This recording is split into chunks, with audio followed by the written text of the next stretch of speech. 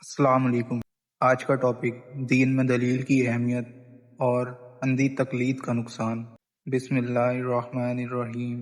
आज हम लोगों ने एक बहुत अहम मसले पर बात करनी है। क्या हम दीन को सही समझकर फॉलो कर रहे हैं या सिर्फ विरासत में मिला हुआ दीन निभा रहे हैं? अल्लाह ताला कुरान में बार बार हमसे सोचने, समझने और अकल इस्तेमाल करने का हुक्म देता है। दीन की बुनियाद 3 चीज़ों पर है: कुरान, सही सुन्नत, सहाबा का अमल। अगर कोई बात कुरान से और सुन्नत से साबित नहीं तो हमें उस पर दोबारा सोचना चाहिए। अंधी तकलीद का मसला। आज का सबसे बड़ा फितना ये है कि हमारे यहाँ ऐसा ही होता है, हमारे बुजुर्ग ऐसे ही करते थे, हमारे मसलक में यही चलता है। लेकिन सवाल ये है, क्या रसूलुल्लाह ने भी ऐसा ही किया था?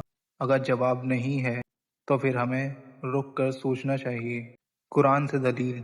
अल्लाह ताला फरमाता है, जब उनसे कहा जाता है कि अल्लाह की नाजिल की हुई चीज़ की तरफ आओ, तो कहते हैं हमने वही किया जो हमारे माँ बाप ने, हमारे बाप दादाओं ने सिखाया था। सूरा अल बकरा महफूम। ये आयत हमें अंधी तकलीद से रोकती है। बिदअत और दीन में इजाफा। रसूलुल्लाह ने फरमाया, जिसने दीन में नया काम इजाद किया वो हम में से नहीं और वो काम मरदूद है।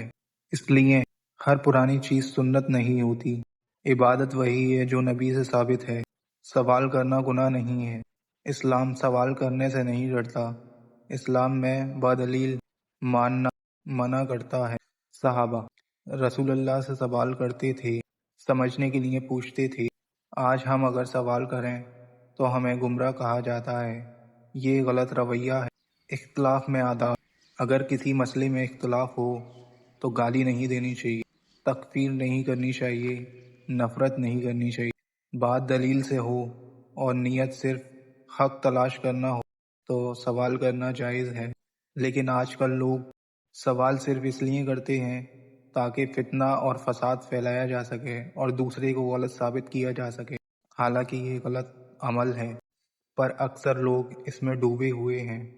अल्लाह से दुआ है वो हमें अल्लाह से दुआ है वो हमें हक को हक दिखाकर उस पर चलने की तौफीक अता करें और बातिल को बातिल दिखाकर उससे दूर रहने की, बचने की तौफीक अता करें।